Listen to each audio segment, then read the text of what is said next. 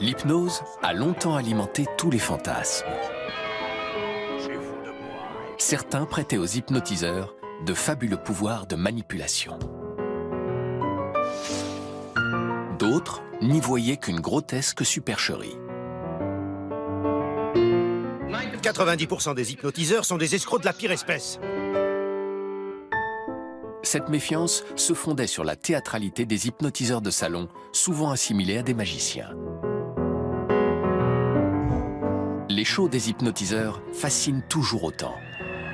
Mais depuis peu, la science s'intéresse de près à l'hypnose.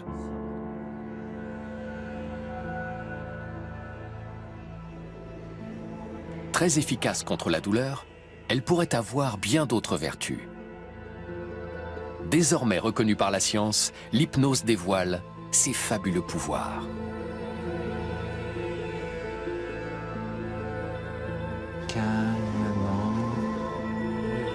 De plus en plus de médecins et de chirurgiens ont recours à l'hypnose comme complément anesthésique lors d'une opération. On s'en sert pour traiter les phobies, les addictions, les traumatismes psychologiques. On l'utilise aussi pour mieux se connaître ou se dépasser.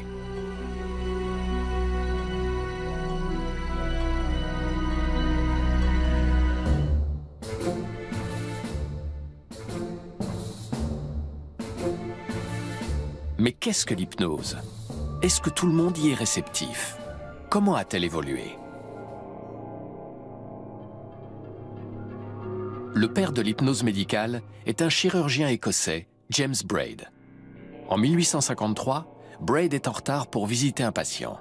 Lorsqu'il arrive, le malade a les yeux rivés à la flamme d'une bougie et semble détaché de la réalité. La douleur ne le tourmente pas.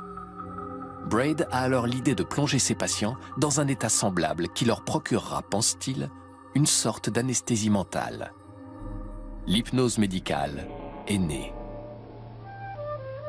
Si les pionniers de l'hypnose médicale savaient mettre ses effets à profit, ils ignoraient tout de son origine et de sa nature. L'hypnose est proche d'états mentaux que nous vivons quotidiennement sans nous poser de questions.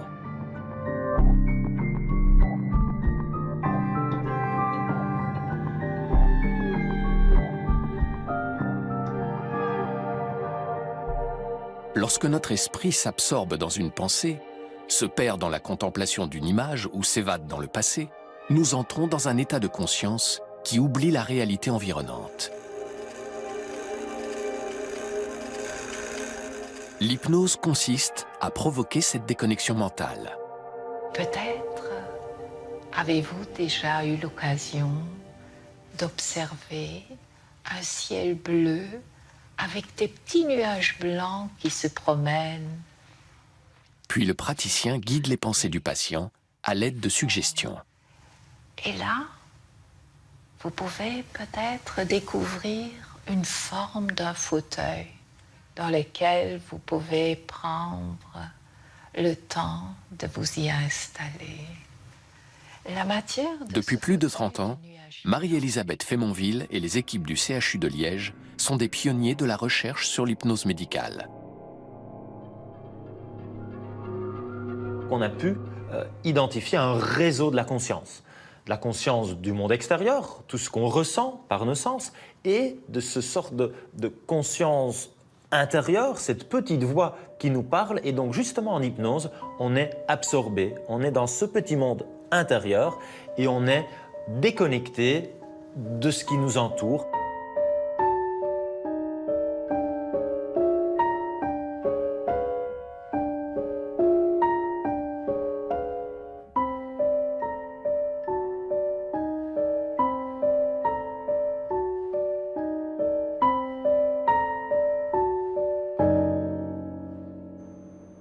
Grâce à l'imagerie médicale, on peut caractériser l'activité du cerveau sous hypnose et la différencier d'un simple état de distraction lié par exemple à l'évocation d'un souvenir.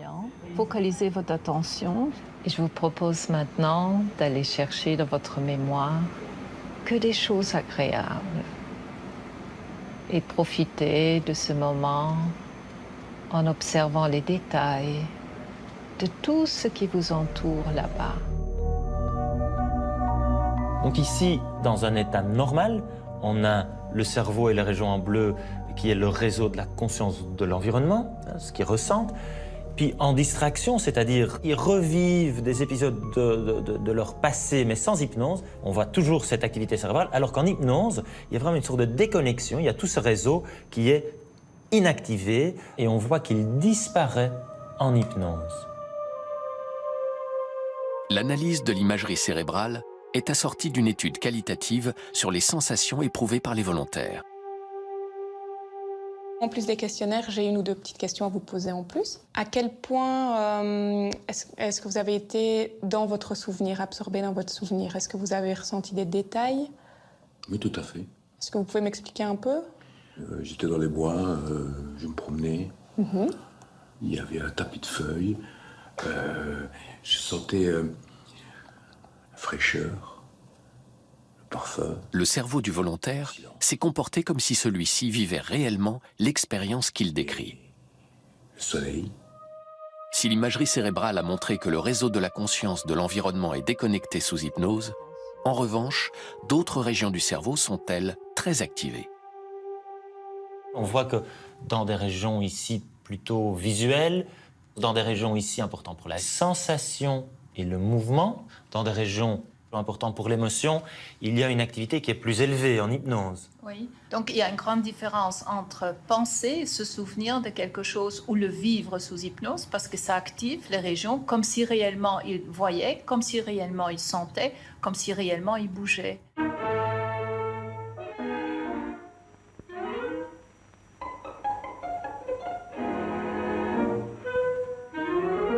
La suggestion hypnotique est capable de nous faire vivre une expérience construite mentalement et donc de modifier notre perception de la réalité.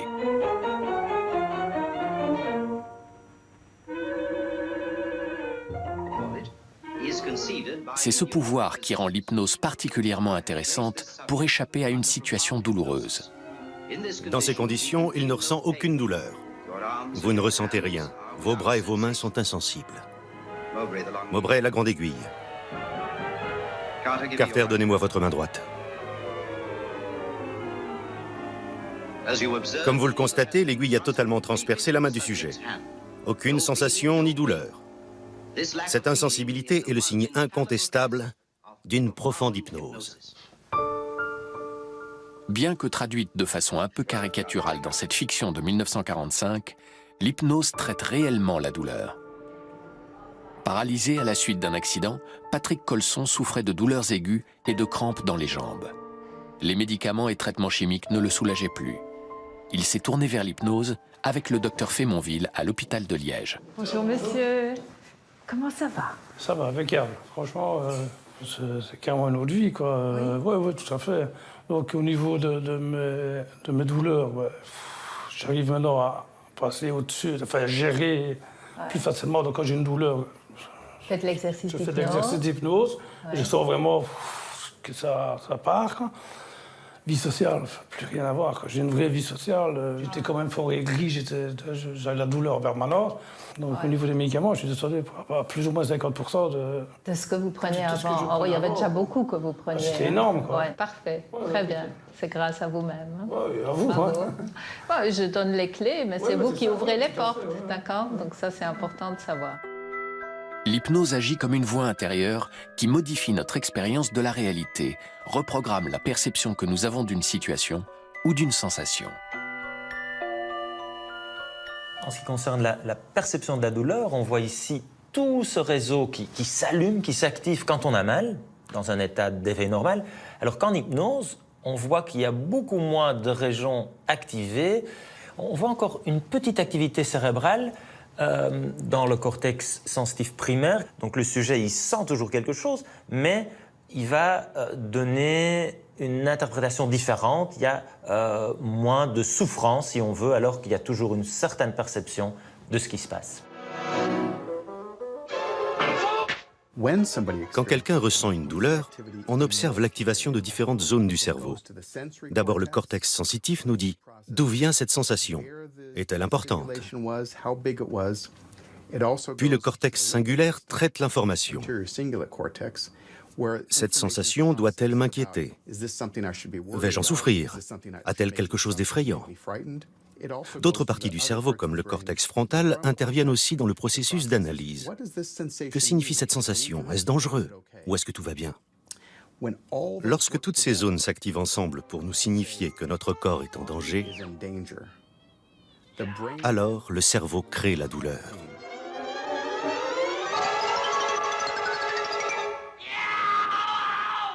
Ces parties du cerveau travaillent ensemble pour produire la sensation douloureuse. Et on peut faire baisser la douleur en agissant sur l'une ou l'autre de ces zones. Bonjour docteur, enchanté. Ravi de vous rencontrer. Merci de participer à cette étude. Je vais prendre votre manteau. Oh, merci. Le docteur Jensen tente d'évaluer les effets de l'hypnose sur des patients souffrant de douleurs chroniques. Avant la première séance, on vous appellera pour vous poser des questions sur l'intensité de vos douleurs, votre qualité de sommeil ou d'autres sujets de ce type. Puis vous passerez un électroencéphalogramme. Ensuite, nous ferons 4 séances d'hypnose ensemble et on fera un deuxième électroencéphalogramme.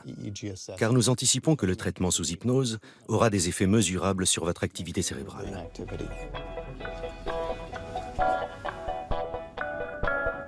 Au centre d'imagerie cérébrale, la patiente participant à l'étude fait un premier électroencéphalogramme. Celui-ci enregistre un profil de ses ondes cérébrales qui fera référence avant sa première séance d'hypnose.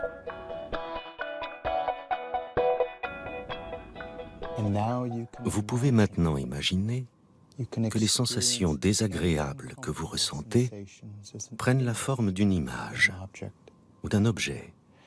Peut-être est-ce le nœud d'une corde, un feu, peut-être une couleur ou toute autre représentation qui vous vient à l'esprit. Puis en pensée, vous allez placer cette image ou cet objet dans une boîte. C'est une boîte solide, épaisse, isolée. Si bien que les sensations que vous ressentez sont maintenant étouffées, lointaines. À l'issue des séances d'hypnose, la patiente retourne au centre d'imagerie pour un nouvel électroencéphalogramme.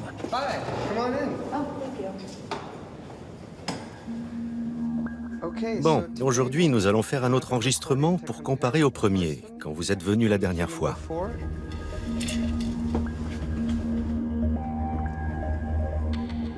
Maintenant, je vais vous demander de fermer les yeux et de faire ce que vous avez appris lors des séances.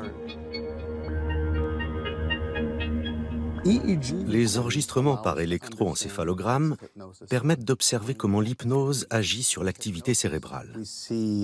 Nous constatons une augmentation des ondes lentes du cerveau, qu'on appelle ondes θ. Ces ondes correspondent à un état de relaxation et favorisent la disponibilité mentale. Nos études montrent que beaucoup de patients ressentent non seulement une réduction des douleurs, mais ils soulignent en plus d'autres effets bénéfiques. Ils dorment mieux, se sentent plus calmes et contrôlent mieux leurs émotions. Comment vous sentez-vous? C'était très relaxant. L'hypnose a donc des effets secondaires, mais qui sont tous positifs.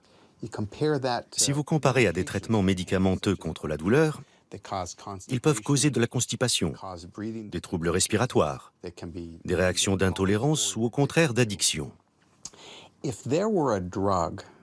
Si on trouvait un médicament qui ait les mêmes effets que l'hypnose sur la douleur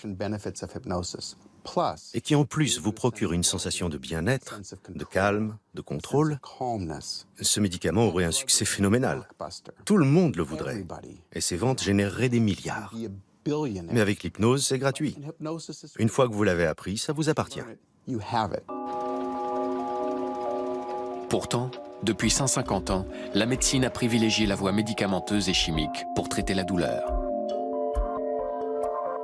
L'invention de produits anesthésiants comme l'éther en 1850, puis plus tard le protoxyde d'azote, ont ouvert la voie à la domination de l'anesthésie chimique et l'hypnose médicale était un peu tombée dans l'oubli. Depuis quelques années, certains praticiens redécouvrent ses vertus, notamment en anesthésie lors d'opérations chirurgicales. Au CHU de Liège, le docteur Joris est devenu un spécialiste des anesthésies sous hypnose. Bonjour madame, ça va?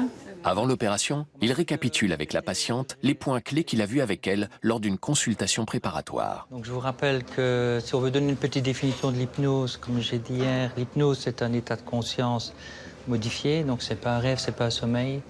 Vous restez consciente, donc vous allez garder les perceptions, vous allez sentir que le chirurgien touche au niveau de votre cou. Et donc, état de conscience modifié, modifié par quoi? Modifié par un souvenir que vous allez vous remémorer. C'est vraiment un processus naturel. Cette patiente qui s'apprête à subir une intervention sur la thyroïde a fait le choix d'une hypnosédation, c'est-à-dire le couplage entre hypnose et anesthésie locale. 8000 patients ont déjà été opérés ainsi au CHU de Liège. Vous pouvez laisser s'étendre de proche en proche cette sensation de confort, un peu comme des vagues qui remontent sur une plage. Le docteur Joris va peu à peu guider la patiente vers des souvenirs agréables d'un après-midi au bain thermo qu'elle a choisi de revivre mentalement. Et vous pouvez, tandis que je mobilise un peu votre tête, imaginer maintenant que vous êtes dans un bon bain ou sous une bonne douche. Et tandis qu'on badigeonne votre cou avec un liquide un peu frais, vous imaginez que c'est cette eau de la douche qui ruisselle au niveau de votre cou, au niveau de votre nuque, au niveau des épaules. Et au fur et à mesure que cette eau ruisselle sur votre corps, elle augmente encore votre bien-être. Et maintenant, tout ce qui se passe dans la salle n'a plus d'importance pour vous. Vous écoutez seulement ma voix et dans quelques instants la musique. Et tandis qu'on place un dernier tissu sur votre visage, vous restez bien là, calmement. L'hypnosédation permet de réduire fortement le stress de l'opération et la sécrétion d'hormones qui y sont liées. On a pu démontrer que sous hypnosédation, la libération de ces hormones était en quantité moindre par rapport à ce qui est libéré en conditions d'anesthésie générale.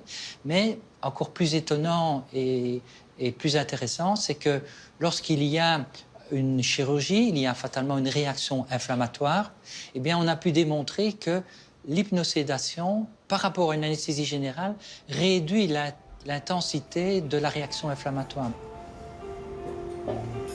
Du point de vue du chirurgien, l'hypnosédation a aussi des avantages. On se rend compte, par exemple, qu'on contrôle plus facilement le saignement. Probablement parce que le patient étant dans un état plus naturel, il y a un meilleur contrôle vasomoteur que sous anesthésie générale. L'hypnosédation ne change rien à l'intervention chirurgicale. L'investissement de l'anesthésiste est autre que s'il devait pratiquer une anesthésie générale avec des agents chimiques. L'anesthésie générale, c'est un coma pharmacologique réversible. Et si je vous dis en plus que, malgré toutes les recherches qui ont été réalisées, on ne connaît pas encore très bien les mécanismes profonds par lesquels nos agents anesthésiques fonctionnent, agissent, bien vous comprendrez que si on peut éviter cet état de coma par une technique autre, eh bien je crois que tout le bénéfice sera pour le patient. Et la preuve des bénéfices d'éviter ce coma, c'est justement cette récupération post-opératoire qui est accélérée. Bonsoir Mme Cray, ça va? Oui, ça se passe bien? Oui. Vous êtes content de votre expérience? Ça s'est bien passé, oui, vraiment.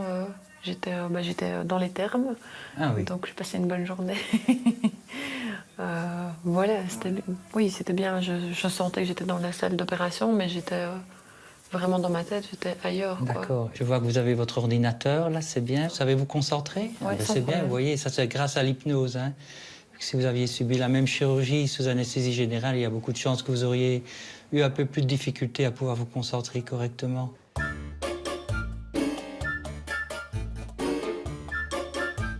En France, il a fallu attendre 2013 pour que l'hypnose médicale soit officiellement reconnue par l'assistance publique. Le docteur Jean-Marc Benayem a convaincu la faculté de médecine de créer un cycle de formation spécialisé. Les médecins sont de plus en plus nombreux à vouloir découvrir une approche nouvelle. Toutes les études médicales sont faites sur une compréhension intellectuelle. Mais l'hypnose ouvre sur un autre champ, c'est-à-dire un champ, je dirais, sensoriel. Faisons un exercice, si vous êtes d'accord. Je vous propose de prendre un objet. Souvent, au premier cours, les médecins testent, comme s'ils étaient des patients, des expériences pour troubler, déconcerter, mettre de la confusion dans les sens, pour qu'ensuite ils puissent utiliser cela avec leurs patients. C'est parce que ça devient confus. Et je ne sais plus très bien quelle force appliquer pour le tenir, mais est-ce que je tiens quelque chose? L'engouement du monde médical résulte des effets bénéfiques de l'hypnose, constatés au quotidien par les équipes soignantes. La question est aujourd'hui d'évaluer ces effets scientifiquement. C'est ce qu'a entrepris Véronique Vesblat, anesthésiste à l'hôpital de Montfermeil. Elle pratique l'hypnose avec les femmes enceintes en phase de travail pour calmer les douleurs des contractions et réduire leur peur de l'injection péridurale. Alors, sur une échelle de 0 à 10 de peur, votre peur de la péridurale est à combien? Sachant que 0, c'est aucune peur de la péridurale, et 10, c'est la peur maximum de la péridurale. Vous êtes à combien? 7. 7. Alors, ce que je vous propose maintenant, c'est de vous balancer à votre rythme, tranquillement, vers l'avant. Et Béatrice vous accompagne.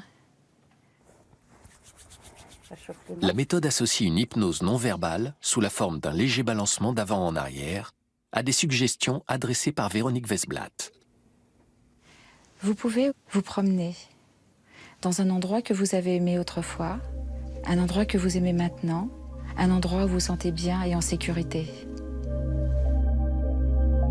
Véronique Vesblat a mené une étude sur 155 femmes qui met en évidence l'efficacité de l'hypnose. 2 femmes sur 3 ont une diminution franche de la douleur des contractions et de la peur de la péridurale. La douleur moyenne, qui était à 7,5, descend à 5 sur 10 après l'interaction hypnotique. Et la peur de la pose de la péridurale, qui était à 5 en moyenne pour toutes les femmes, descend à 3,2 pour l'ensemble des femmes. L'évaluation des bénéfices de l'hypnose intéresse les institutions officielles de santé, comme l'INSERM en France. Juliette Guéguin est la coordinatrice d'un rapport qui a répertorié les études menées dans le monde entier. Si en Allemagne, ces études bénéficient de moyens importants, en France, elles reçoivent très peu de soutien. Et de quels moyens avez-vous disposé alors pour faire cette étude? De la bonne volonté. De la bonne volonté de chacun. Mais on n'a eu aucun financement institutionnel. Si les effets de l'hypnose contre la douleur sont désormais prouvés par de nombreuses études, en France, l'approche des pouvoirs publics sur ce type de thérapie reste timide. Évaluer l'hypnose, c'est effectivement plus complexe que d'évaluer un médicament. Parce qu'on n'est pas en train de chercher à regarder si la molécule chimique qu'on administre a un effet spécifique, mais on est en train de prendre en compte une intervention où il y a potentiellement plusieurs composantes qui vont jouer, parfois de manière synergique, et les interactions entre le praticien et le patient jouent un rôle majeur. L'autre difficulté pour évaluer l'hypnose vient du fait que certaines personnes y sont plus sensibles que d'autres.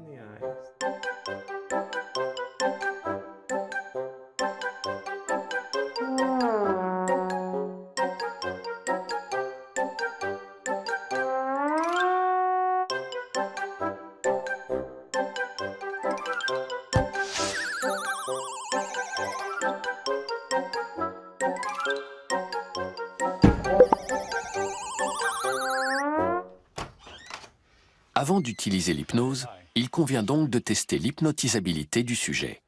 Nous avons développé un test, utilisé à la fois en recherche, mais aussi lors de traitements cliniques, pour déterminer de façon fiable la sensibilité d'une personne à l'hypnose. Ce test est une brève expérience où on place le sujet en hypnose, puis on évalue sa réceptivité à des suggestions verbales. Le sujet obtient une note de 0 à 10 qui reflète son degré d'hypnotisabilité.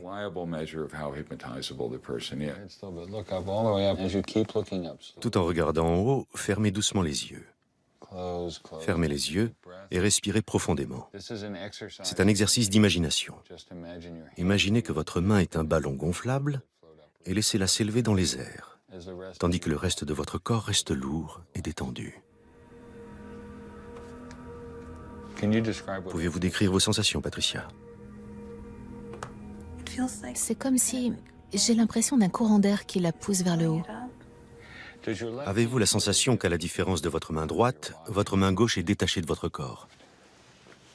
Oui, c'est ça. Comme si votre main ne faisait pas partie de votre corps. Parfait, merci. C'est la fin du test et vous êtes très hypnotisable. Votre score est de 10 sur 10.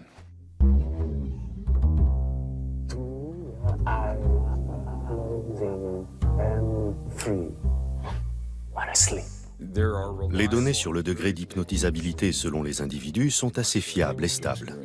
On constate qu'environ 2/3 de la population adulte est hypnotisable, dont 10% d'individus sont très fortement sensibles, et qu'un tiers de la population n'est pas hypnotisable. Le Dr Spiegel recherche une signature neurologique qui serait liée à l'hypnotisabilité d'un individu.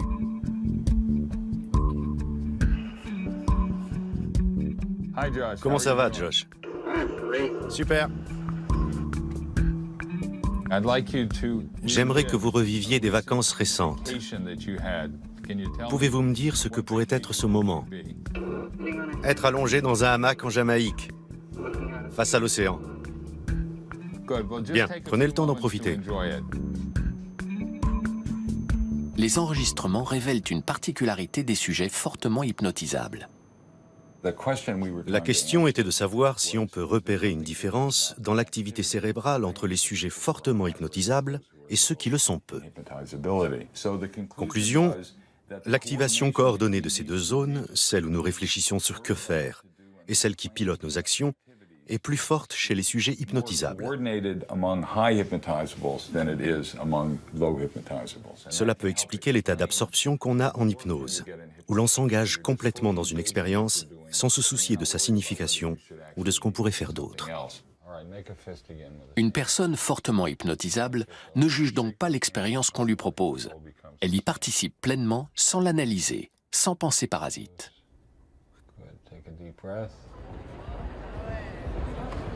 C'est sur cette absorption totale que s'appuient les hypnotiseurs de spectacle. Mesmer, profession fascinateur. Mesmer, le célèbre hypnotiseur canadien, va sélectionner dans le public les individus les plus sensibles avec qui il va composer son spectacle. Je fais un test de réceptivité où je vais chercher les 15% environ plus sensibles de l'auditoire. Je leur demande de monter sur scène et là, en moins de 5 secondes, ils tombent dans un état de sommeil. Et ça, c'est des techniques que j'ai développées avec les années. J'ai même plus besoin de leur toucher. Aujourd'hui, je les regarde, puis ils tombent. Alors, il y a une connexion, il y a quelque chose que j'ai développé avec ces années qui fait la différence de l'hypnosothérapie.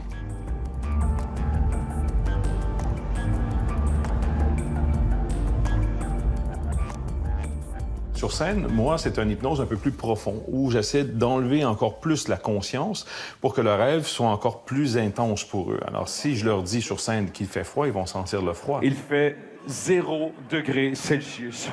Et vous commencez à avoir froid. Vous avez froid de plus en plus. La personne rentre dans un état hypnotique, somnambulique, et c'est comme un somnambule. Elle peut vaquer à ses occupations, elle peut voir les gens autour, elle peut entendre les sons environnants, mais en même temps, elle est dans le rêve qu'on lui propose, elle est dans l'imaginaire qu'on lui propose.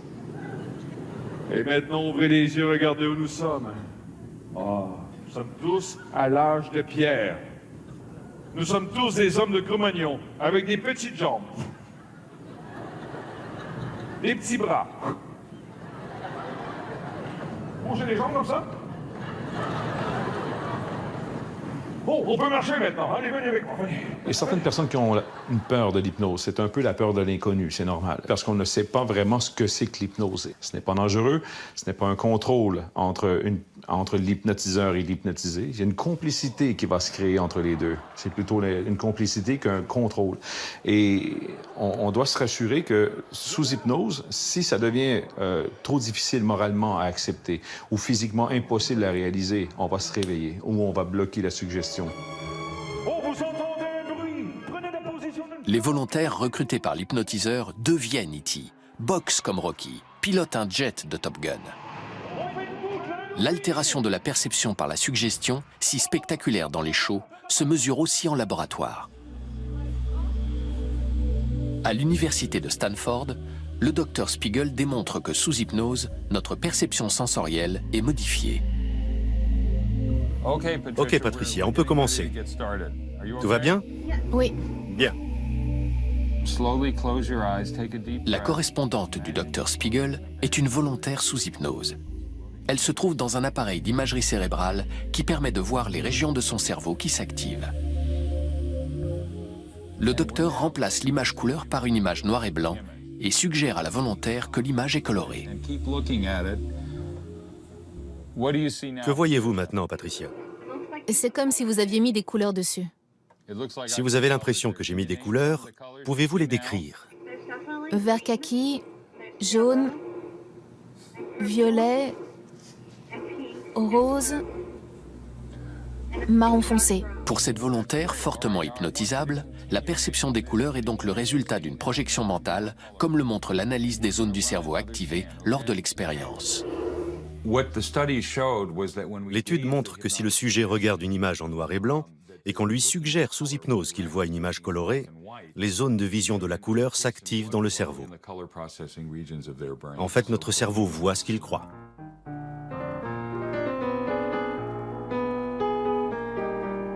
C'est justement cette possibilité de nous plonger dans une expérience sensorielle factice qui donne à l'hypnose le pouvoir de nous changer. Son champ d'utilisation peut s'avérer très large. Maigrir, arrêter de fumer, surmonter une phobie, gérer son stress, vaincre des tocs. Jamais l'hypnose n'a bénéficié d'un tel engouement. Les réticences qu'on lui associait s'estompent et un public de plus en plus large s'y intéresse. Bonjour Tina, entrez.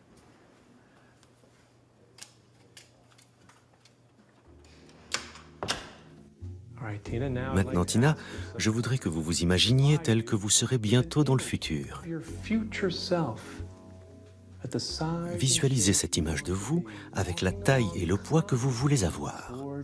Votre double s'approche avec confiance. Elle est pleine d'énergie. Puis elle s'assied à vos côtés. Imaginez qu'elle place sa main sur votre bras et votre épaule pour vous soutenir. Vous encouragez à choisir une alimentation saine, à faire de l'exercice, tout simplement prendre soin de vous. Quand une personne vient me consulter, je présente l'hypnose comme un outil et non comme une thérapie à durée indéterminée. Donc je vois le patient pour 1 à 3 séances maximum, selon les cas. Et plutôt que de les faire revenir en consultation, je préfère qu'ils obtiennent des résultats dans leur environnement quotidien. Je leur fournis donc des enregistrements qui les aident à consolider les changements. Bien, Tina. Plus vous vous relaxez, plus votre corps vous fait confiance. Parfois, le corps prend du poids pour se protéger de certaines personnes ou de certains sentiments. Il est donc très important que vous vous sentiez complètement détendu et en sécurité, là, à l'intérieur de vous. Alors votre corps se débarrassera naturellement de cette enveloppe inutile. Plus l'hypnose prend en compte les besoins, la personnalité, l'histoire de chacun, plus elle est efficace. Les techniques, le discours et les images utilisées varient donc d'une personne à une autre. Pas mal. Dans les cas où une personne a besoin de motivation pour faire de l'exercice ou retrouver de l'énergie, j'utilise l'hypnose active pour amplifier un changement et aider la personne à se sentir plus forte. Pédaler régulièrement. Continuez de pédaler, tout en laissant à distance vos pensées, vos sentiments, vos soucis ou vos peurs. Ken applique l'hypnose dite dynamique à Naomi, une patiente qui a réussi à arrêter de fumer mais développe une addiction à la cigarette électronique. Maintenant, vous rechargez votre corps avec le mouvement constant de vos jambes et vous le remplissez d'énergie. Remarquez comme cette sensation est agréable. Nous sommes souvent enfermés dans une façon de nous voir et de nous comporter. Et ce que l'hypnose permet, c'est de modifier l'image que nous avons de nous, de changer de point de vue.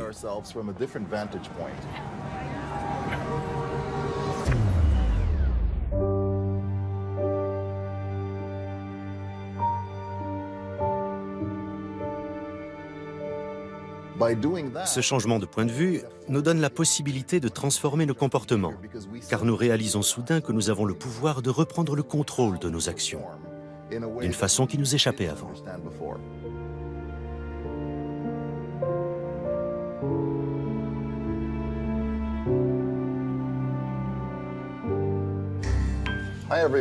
Bonjour tout le monde, allons faire cette expérience.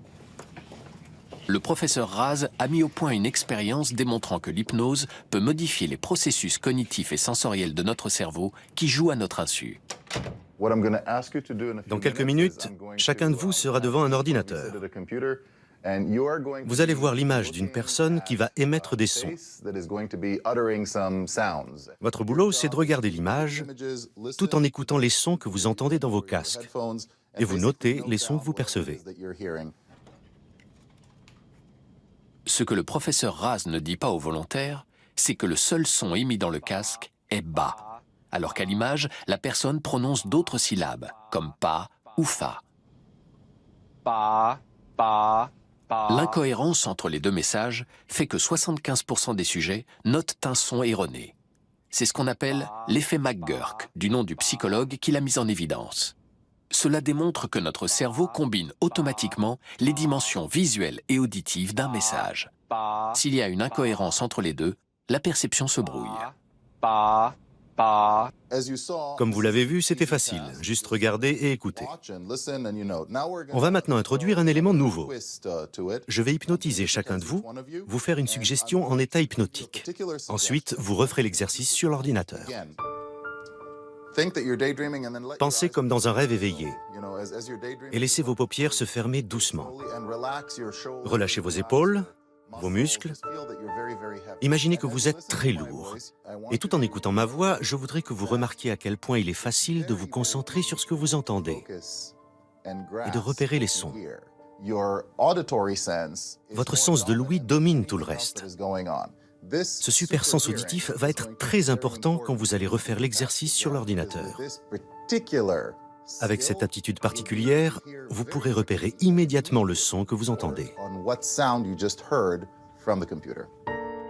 Après la suggestion hypnotique du professeur Raz, le taux d'erreur sur la perception du message sonore tombe de 75% à 25%. Même si vous connaissez l'effet McGurk, que vous essayez vraiment de l'éviter, de ne pas vous laisser prendre, l'effet se manifeste malgré vous. Ce que nous avons démontré, c'est que pour certaines personnes, celles qui sont fortement hypnotisables, il est possible, sous hypnose, de déprogrammer des réactions ou des perceptions qu'on pensait complètement et profondément automatiques.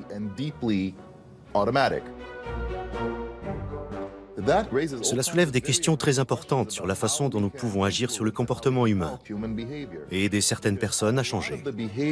Beaucoup de comportements dont nous souffrons, dans lesquels nous sommes enfermés et dont nous n'arrivons pas à nous libérer, sont souvent des comportements qui deviennent automatiques.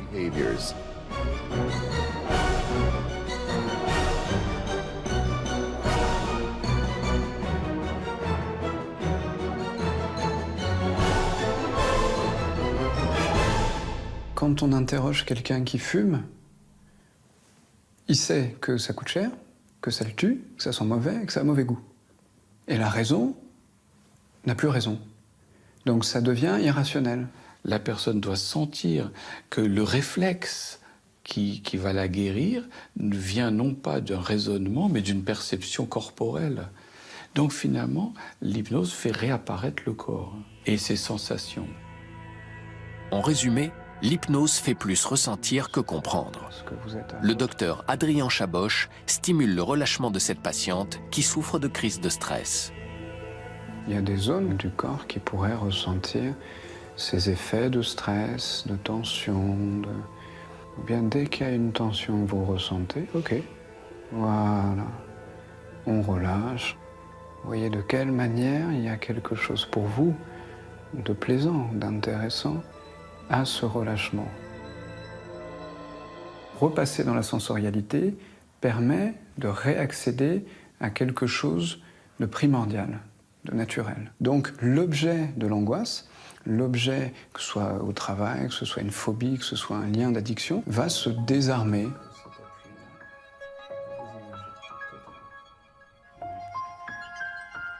Pour qu'un sujet ressente ce qu'il ouvre aux suggestions sans que sa rationalité fasse écran, il faut que son cerveau accède à un degré de conscience très particulier. le docteur Giuseppe De Benedictis a réussi à caractériser ce degré de conscience en le quantifiant. À partir d'une technique dérivée de l'électroencéphalogramme, il peut chiffrer les ondes cérébrales associées à différents états de conscience.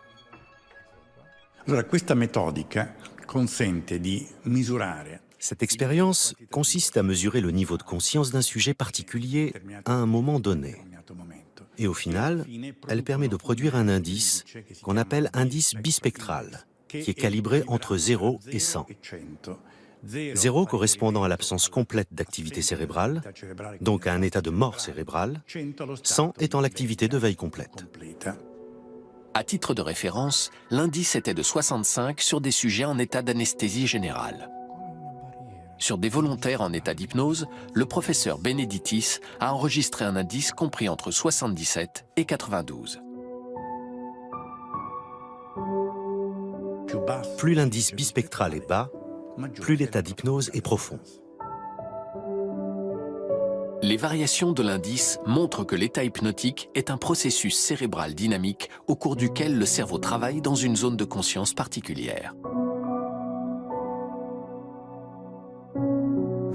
Ton corps est très pesant, comme ton bras gauche que je laisse tomber.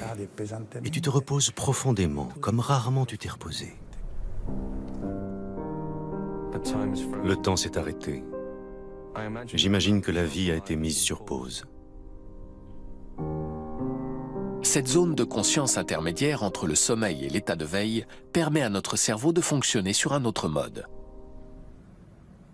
On peut ressentir ou vivre mentalement une situation sans le filtre de la rationalité.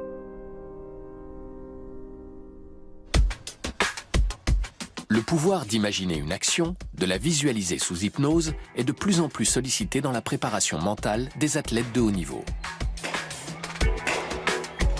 Le Dr Singer est un spécialiste réputé de l'hypnose appliquée à l'univers du sport. Des athlètes de haut niveau, comme Kayla Ross, championne olympique et championne du monde de gymnastique, font appel à lui. On sait que nos pensées se traduisent très rapidement par des manifestations corporelles et que l'esprit contrôle le corps. Par conséquent, si vous agissez de façon forte et positive sur le mental, cela se transpose au niveau physique.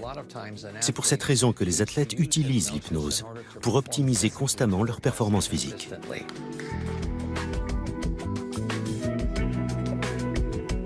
Jack Singer donne à ses athlètes la faculté d'agir sur différents leviers. La gestion du stress, la faculté de concentration, la mobilisation des émotions positives, la visualisation de l'objectif. Une athlète aussi titrée que Kayla Ross sait bien que le mental est essentiel.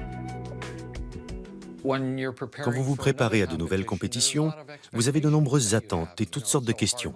C'est tellement difficile à faire, suis-je capable de le faire à nouveau? Comment vais-je réussir à rester concentré? Je suis un peu plus âgé maintenant. Il y a donc plein de sujets de stress et elle est venue me voir pour l'aider à maîtriser son stress et optimiser ses aptitudes. Je voulais vraiment travailler sur ma confiance, car je sais que même en s'entraînant beaucoup, quand tout d'un coup on se retrouve sur le tapis de compétition, tout repose sur soi et il faut donner le meilleur. Cela demande beaucoup de confiance. Il faut croire en soi et sur ce point, j'ai vraiment senti une amélioration.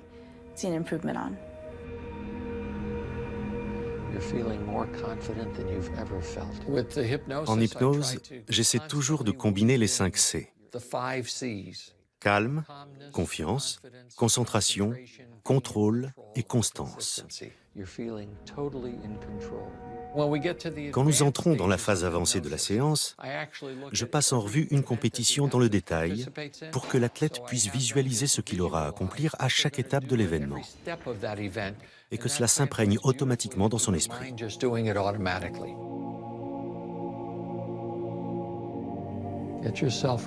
Prépare-toi pour le saut et signale-moi quand tu es prête.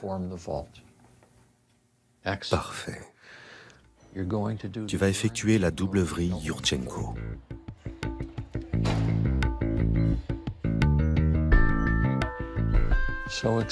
Tu te sens tellement bien.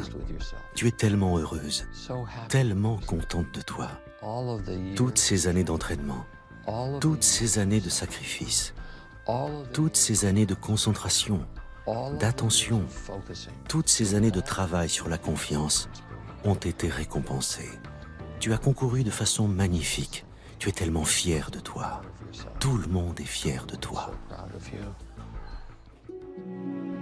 Pour préparer les défis qui exigeront 100% de ses ressources physiques et mentales, Bertrand Piccard se tourne lui aussi vers l'hypnose. J'ai commencé l'hypnose au moment où j'avais besoin de préparer mes rythmes de sommeil et de veille pour la première course transatlantique en ballon. J'avais très peur, et mon coéquipier aussi, qu'on soit harassé de fatigue et qu'on n'ait pas réussi à se régénérer.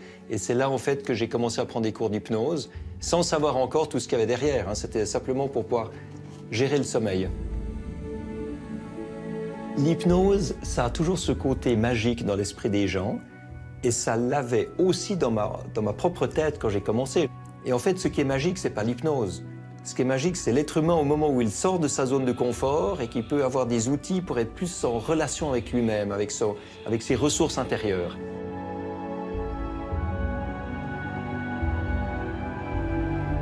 Lors de l'Odyssée Solar Impulse, le tour du monde en avion solaire durant lequel Bertrand était seul dans le cockpit pendant plusieurs jours consécutifs, l'hypnose a été un appui essentiel.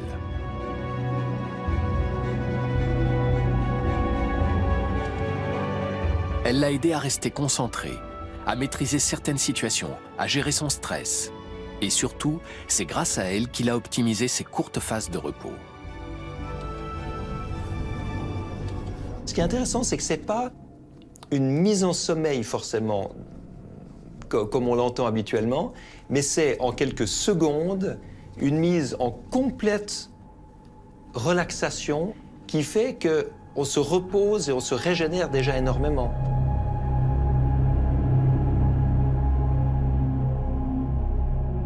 Dans les entraînements que j'ai faits dans le simulateur de vol, j'étais fasciné de voir que les moments où je me suis le mieux régénéré, c'était en état hypnotique, sans dormir, et c'était beaucoup plus efficace que quand je dormais vraiment. Aujourd'hui, ce psychiatre passionné d'aventure inclut l'hypnose dans son hygiène de vie. L'hypnose, c'est quelque chose qu'on peut faire dans sa vie de tous les jours. Il n'y a pas besoin d'aller faire des tours du monde en avion solaire ou en ballon pour ça. Bertrand souhaite que l'hypnose ne soit plus réservée aux initiés. Les médecins essayent souvent de garder tout ce qui est hypnose à l'intérieur du monde médical comme une technique à appliquer sur leurs patients. Moi, je prône l'inverse. Moi, je pense que l'hypnose doit être enseignée au maximum de gens possible pour qu'ils puissent l'utiliser, mais déjà aux enfants pour préparer leurs examens ou avoir moins peur de la vie, ou gérer leurs relations à leurs parents ou à leurs amis. C'est quelque chose qu'on doit enseigner, qui doit se développer, qui doit être accessible à tout le monde. C'est dans cet esprit que l'Institut de formation à l'hypnose, créé par Kevin Finel, propose des cabinets publics ouverts à tous ceux qui souhaitent découvrir l'hypnose. Installe-toi. Tu as déjà fait de l'hypnose? Non, pas vraiment. D'accord, pas consciemment en tout cas. D'accord.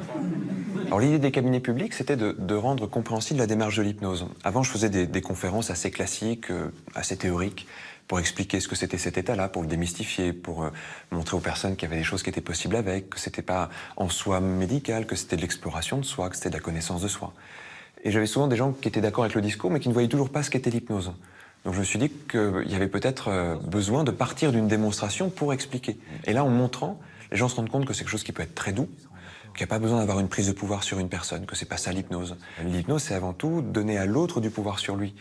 Et ça, les gens le comprennent quand ils le voient. Quand ils voient qu'en fait, je permets aux gens de rentrer dans cet état-là parce que moi, je connais le chemin pour y aller, mais que c'est eux qui y vont. Et s'ils ont envie d'y aller, et s'ils sentent que c'est bon pour eux d'y aller. Ça donne souvent la sensation de s'élever. On se pose des questions dans un état étendu de conscience, ce qui va nous amener plein de compréhensions nouvelles. On est à un autre niveau de nous-mêmes. Donc il y a des nouvelles connexions qui vont se faire.